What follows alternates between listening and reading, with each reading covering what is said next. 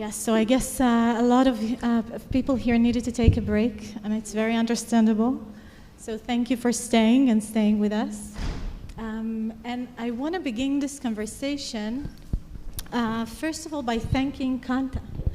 Qanta, I think we met yesterday, and we had this incredible conversation, and I was amazed by your bravery, by your leadership. You're fighting radical Islamism, you're fighting anti-Semitism, and you were here after October 7th, standing with us in solidarity, and since then working endlessly, tirelessly to be with us.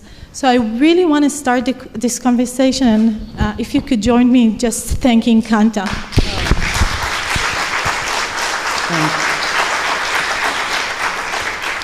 Thank you so much. You give me hope, you know. Thank you so much. And first of all, I want to say to everybody here and all of your countrymen and you, Dr. Levy, Kol HaKavod. I am with you because I see the Jewish people and Israelis and global Jewry as part of humanity. And I think my work is to stand with humanity. And what happened on October 7th, 1 year ago, almost to the hour, was the worst form of inhumanity we have probably seen in recent modern history. Definitely. And I really want to start by zooming out a little bit. I think what we've seen, as was mentioned here so many times, on October 7th didn't happen in a vacuum. We've heard about Iran's involvement. We've heard about how it was planned and premeditated. We also know how it was premeditated following the sexual violence and these atrocities. And really, it came on an age of global chaos, a chaos in the international community, chaos in the international system. And we've seen after October 7th what I call a moral blur. It was if humanity did not know how to respond to this heinous attack. And I wanted to ask you if you could give us your perspective on this confusion, on this really the dynamics even before October 7th. So for me, I heard hints of this in the panel before us that was expertly moderated by Lucia Harish, who has also become a global icon, is when I actually went to the places of the atrocities, where I was there on October 18th and October 19th onwards, when I went from there to the Shura and from there to Abu Kabir, and there as a physician examined the forensic remains of people that had been decimated, it made for me for the first time absolutely real the concept of Islamist anti-Semitism, something that we've been talking about at this meeting for at least the decade that I've been attending it, and something that scholars, Bassam, Tibi, and others have really captured academically. Islamist anti-Semitism is the absolute annihilation of the Jewish people, global Jewry, the Jewish state, sovereign Israel, anything that connotes an essence of Judaism.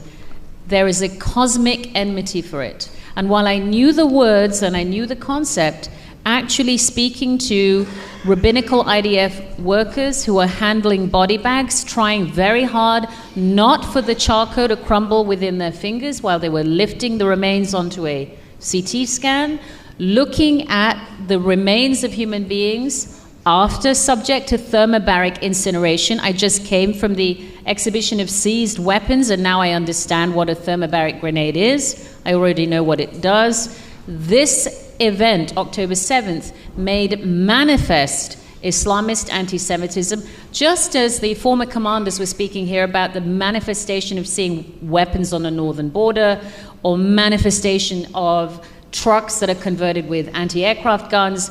Actually seeing it made for me real Islamist anti-Semitism and the utter dehumanization rendered by those words. So that is what was the genesis of October 7th. And I couldn't agree more. And I want to say that mentioned yesterday in our conversation, the fact that this was a genocidal attack. We saw the bodies of those that were victimized on October 7th, that were murdered so brutally.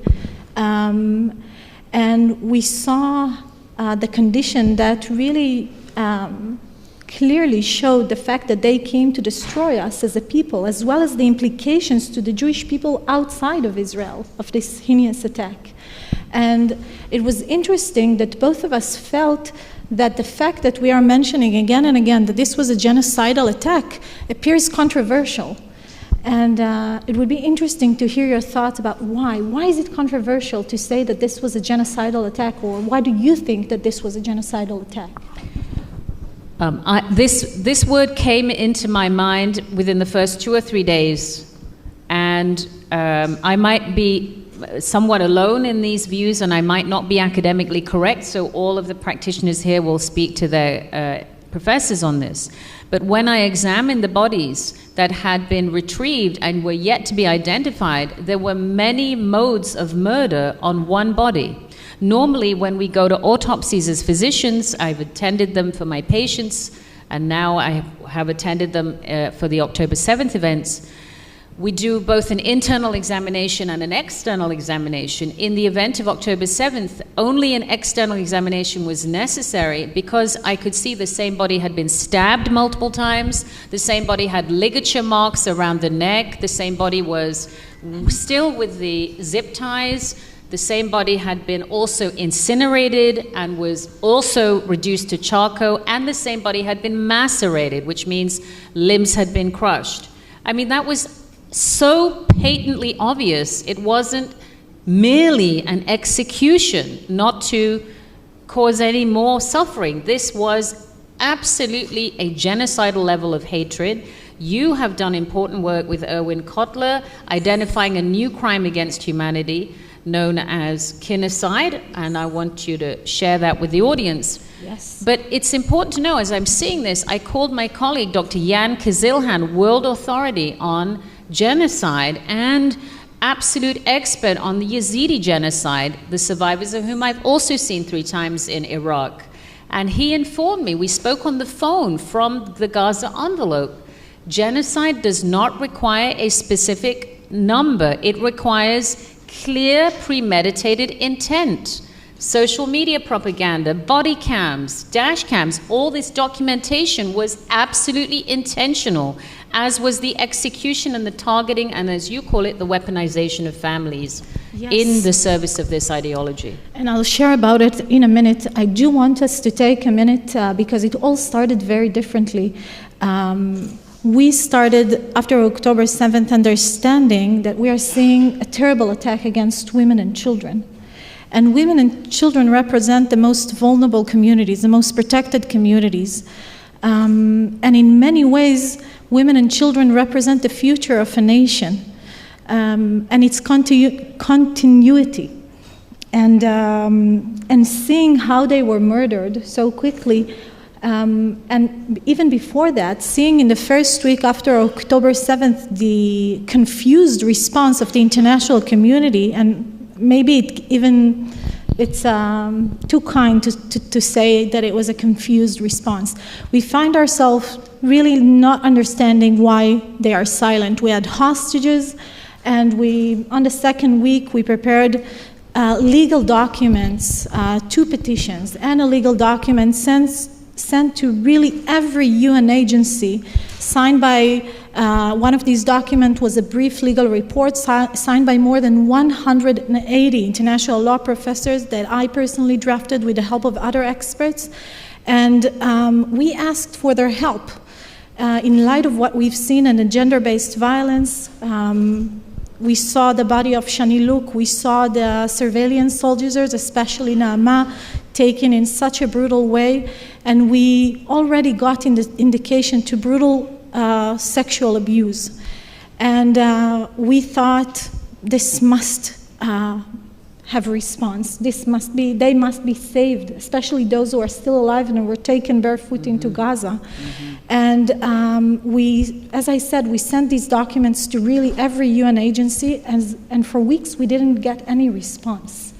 And I want to ask you, I think what really troubles me today is the fact that so early we were forced to bear witness to such brutality, to be, we were here after October 7th, traumatized themselves, and then to add on this trauma, we were sent on a second battle, exposed to very traumatizing materials, and I was shocked to understand also that early that actually they knew much more than us. They, the information circulating outside of Israel was greater because the media here did not want to show, and justly so, did not want to show the bodies of the victims. So we realized that despite thinking naively that perhaps they don't understand what's going on, they actually knew more than us. And from this void in the international community, we found ourselves establishing a commission documenting these crimes against women and children. And you mentioned you've witnessed so much. So I'm going to come back to this word that you're using, confused, and I disagree with that. I would say there has been an absolute deliberate erasure, a very systematic effort to erase October 7th and render it an event without a witness. And we know that previously there was a heinous event, the greatest crime against humanity, the Holocaust, which was an event without a witness, which allowed it to go on for 6 years, even though we know there are people who are alive and tell us about that. That was a very deliberate erasure, and that has been a concerted strategy. There are many actors that are playing a part in that, whether that is Iranian propaganda we just saw with AI, whether it is funded by other petro-states, whether it is extreme left-wing fanatics that want to erase October 7th out of something which I call Holocaust envy. It is the corruption of the word genocide, referring to terrible civilian loss of life on a battlefield as genocide, when it is not genocide, even if the numbers are tremendous.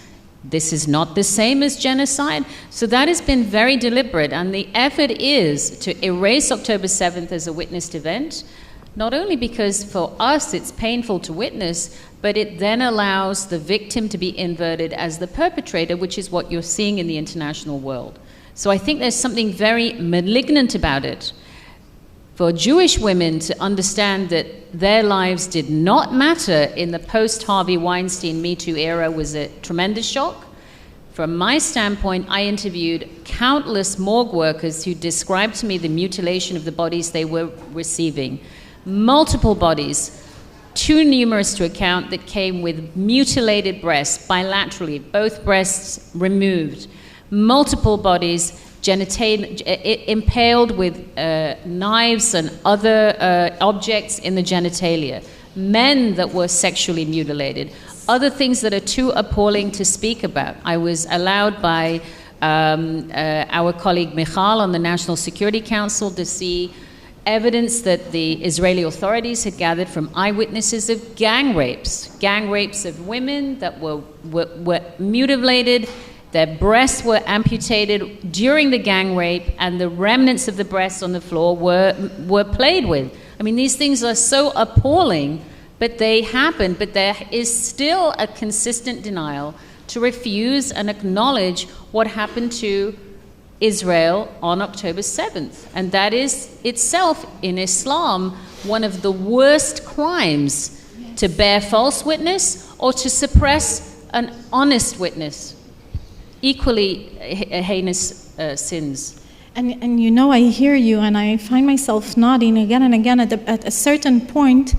After we sent all these communications to, as I said, to UNICEF, UN Women, special rapporteurs, working groups, really every UN entity you would imagine, we just did not get any response. And the worst part was a day before my speech at the UN, before the CEDAW committee, the Committee on the Elimination of Discrimination Against Women. A day before that speech, two things happened. First, many heard, it was late October, that I'm going to speak at the UN, so they started sending me information, images, videos, asking me, Cochav, would you please share this with them? Would you share this video? Have you seen this image? It was a truly overwhelming experience. But the second thing that happened that was most troubling is that the CEDAW committee, October 29th, released a statement not mentioning October 7th and not mentioning our hostages.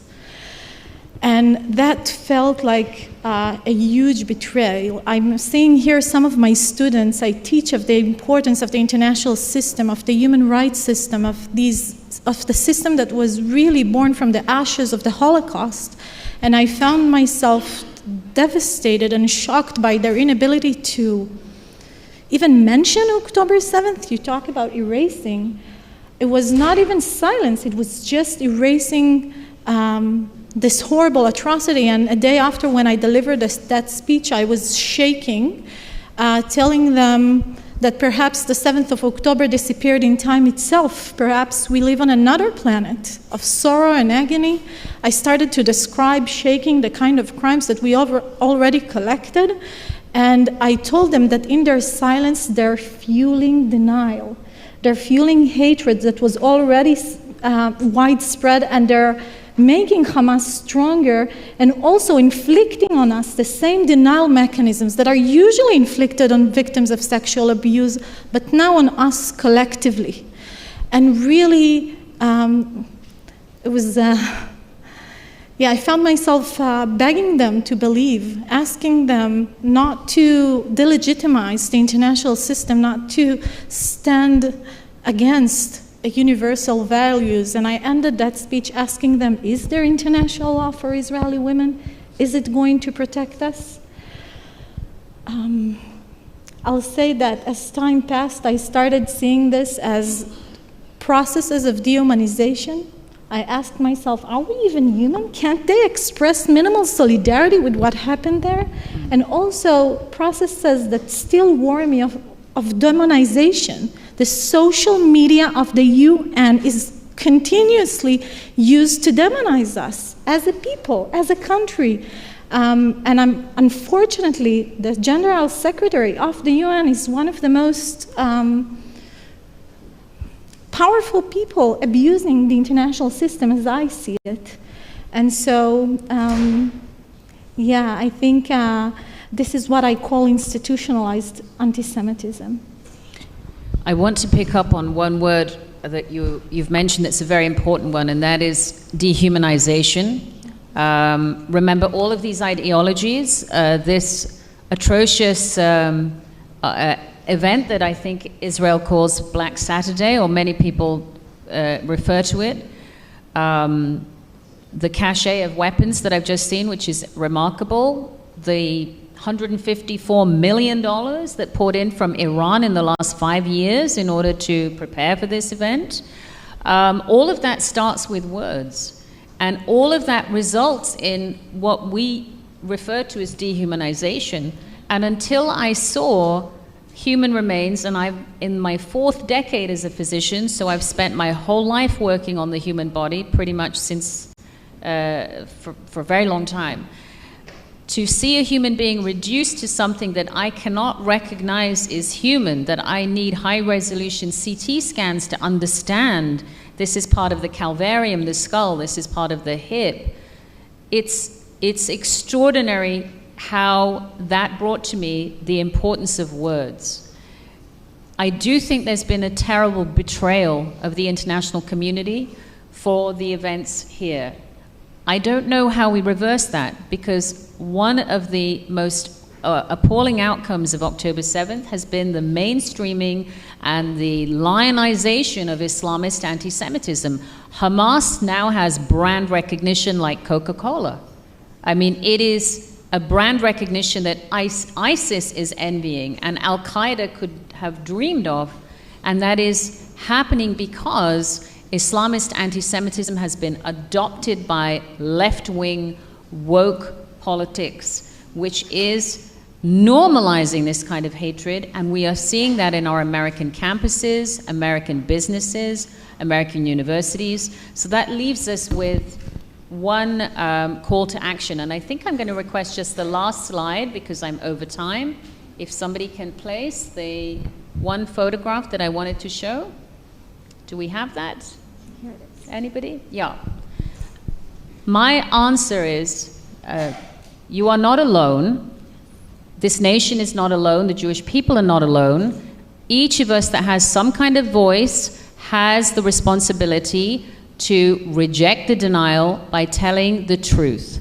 And this picture I'm allowed to show you was taken about 3 weeks ago, September 10th in New York City, when I was able to meet Dr. Al-Issa, that many of you will know, Dr. Muhammad Al-Issa, the head of the Muslim World League. He is the apex of 2 billion strong Muslim majority population. There are about 1.6, 1.7 billion Muslims by election. He has visited Auschwitz and has recognized the crime against humanity that was the Holocaust.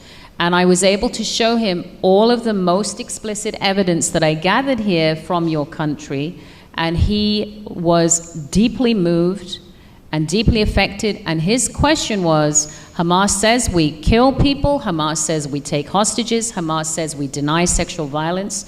Because of your work and the work in this country, I was able to explain that they also commit sexual violence. So please keep telling the truth, and please recognize Islamist anti-Semitism is not only confined to groups like Hamas. It has now become mainstream outside of those groups and outside of people with any kind of Muslim background. Thank you. Thank you, and thank you so much for mentioning this. We'll just...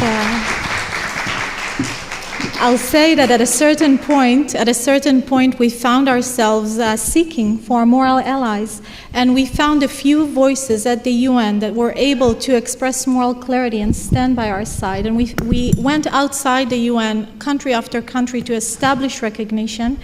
And I do want to mention what you asked me to, the brutality of against families. So just I'll end with that. At a certain point, after reviewing thousands of images and videos of women and children, we tried to identify women and children. We started seeing really the most difficult brutality against families. Family members were tortured in front of one another, murdered in front of one another, children murdered in front of their parents, parents murdered in front of their children. And I usually say, if there is hell, this is how it looks like: someone abusing your kids. And I found myself calling international scholars around the world, and one of them was Professor Erwin Kotler, the former Minister of Justice of Canada. And I told him, have you heard of this? Have you heard of the weaponization of families, of abuse of family members in such a brutal way? And when we realized that it's not yet defined by the international community, not yet defined as a war crime, we decided to coin genocide. And I have here Dr. Eliyahu Diak, one of our research team, working to establish this and calling upon the UN, urging the international community to recognize this new form of brutality. It happened in other atrocities, but it was never identified as such. And really, the abuse of families is meant to intensify the suffering and make it last for generations to come. So I'll end with a word of hope. People like you give me hope. I feel like our people is stronger in many ways. I've visited so many Jewish communities around the world and found us stronger than ever. And I'm also hopeful of the many people here who, after October 7th, just rose to this challenge. Dr. Elkayam, we have to wind it up. And so this is what gives me hope. Thank you. You have tremendous passion for this subject, but we have to move on. So this is what gives me hope. And I'm sorry that we have to. Thank you. And I want to thank Dr. Ahmed. I want to thank Dr. Ahmed for all of the work you do and for your amazing public diplomacy on behalf of Israel. And Dr. Thank you. Elkayam, we know exactly what you're up to. You've been to see the president of the university because you're such an entrepreneur in your field, which unfortunately has become a very international field. It's not only based on Hamas, it's based on the whole world. And it's very important that you go out there and scream this, okay? Because there's some people in the United Nations who kind of like pretend they don't know. So thank you.